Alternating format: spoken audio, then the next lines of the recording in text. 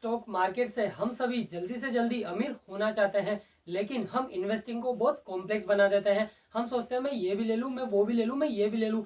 हम हमारे पोर्टफोलियो को बहुत सारे स्टॉक से भर लेते हैं। आपको ये गलतियां नहीं करनी है। आपको एक स्मार्ट स्ट्रेटेजी अपनानी है, जिसको वॉरेन बफेट ने भी अपनाई थी। मैं आपको एक स्टोरी के माध्यम से बताऊंगा कि आपको कहां पर इन्वेस्ट करना चाहिए, जहां पर आपका ज्यादा माइंड भी यूज नहीं होगा, आप रिलैक्स भी रहोगे और आपको ज्यादा टेंशन लेने की जरूरत भी नहीं रहेगी। तो दोस्तों, ये स्टोरी है 2007 की, जहां पर एक हेज फंड मैनेजर और वॉरेन बफेट के बीच में कंपटीशन हुआ। दोनों को फ्रीडम थी कि कुछ भी सेलेक्ट कर सकते हैं एसेट्स, जहां पर स्टॉक हो सकता है, म्यूचुअल फंड हो सकता है, या कोई भी हेज फंड हो सकता है जिसमें वो लगा सकते हो। और दोनों में को 10 साल बाद कंपेयर किया जाएगा कि हेज फंड मैनेजर का ज्यादा आउट परफॉर्म किया या फिर वॉरेन बफेट ने जहां इन्वेस्ट किया वहां पर आउट परफॉर्म किया, किसने अच्छा रिटर्न दिया, ये देखा जाएगा 10 साल बाद। 2017 में जब रिटर्न को कंपेयर किया गया, 10 साल हो चुके थे, तो जो हेज फंड मैनेजर का रिटर्न था वो था 36% का टोटल इन्वेस्टमेंट पे, और वॉरेन बफेट ने जो इन्वेस्टमेंट था उसका रिटर्न आया था 126%। तो वो कैसे आया? वॉरेन बफेट ने एक सिंपल स्ट्रेटेजी अपनाई, कोई स्टॉक नहीं सेलेक्ट किया, कोई फंड सेलेक्ट नहीं किया।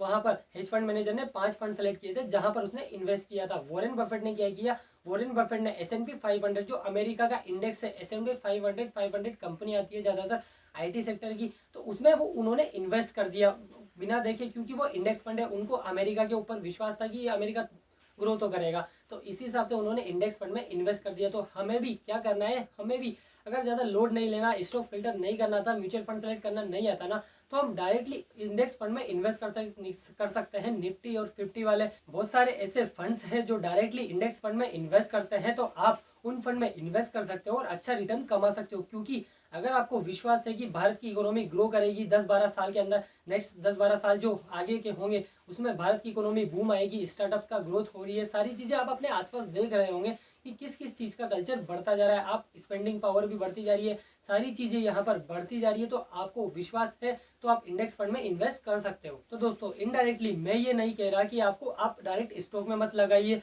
मैं ये कह रहा हूँ, अगर आपके पास टाइम नहीं है किसी स्टॉक को सेलेक्ट करने का, एक अच्छा स्टॉक आपके पास सेलेक्ट करने का टाइम नहीं है कि मेरे पास इतना टाइम हो गया मैं अच्छा स्टॉक सेलेक्ट कर सकूं, तो दोस्तों मैं आपको इनडायरेक्टली ये नहीं बोल रहा कि आप स्टॉक में इन्वेस्ट मत कीजिए। बेसिकली ज्यादातर जो इंडिया में है वो जॉब करते हैं, जॉब करने के बाद उनके पास समय कम बच पाता है, तो उसी हिसाब से वो स्टॉक की एनालिसिस नहीं कर पाते हैं। स्टॉक्स में बहुत सारी चीजें देखनी पड़ती है, PE, debt to equity ratio, balance sheet, cash flow, यहाँ पर रेवेन्यू किया नहीं किया, सेल्स, ये सारी चीजें, इतना सब कुछ देखने के लिए आपके पास टाइम नहीं है। तो आप बेसिकली इन सब का जो फंड है उनमें इन्वेस्ट कर सकते हो। जो इंडेक्स है वो टॉप 30 कंपनियां हैं, टॉप 50 कंपनियां हैं, उनमें आप इन्वेस्ट कर सकते हो। अगर आपको भारत की इकोनॉमी पे ट्रस्ट है, भारत की इकोनॉमी ग्रो करेगी, भारत की स्पेंडिंग पावर बढ़ रही है, बहुत सारी चीजें हैं जो आप अपने आसपास भी देख रहे होंगे, स्टार्टअप का कल्चर है, इंडस्ट्रियां ग्रो कर रही है, तो आप अगर भारत के ऊपर ट्रस्ट करते हो तो भारत का जो इंडेक्स है उसमें इन्वेस्ट कर सकते हो। और दोस्तों, मैं आपको एक एडवाइस देना चाहता हूँ, अगर आप म्यूचुअल फंड में इन्वेस्ट करते हो तो 3 से 4 म्यूचुअल फंड ही अपने फंड में रखिए।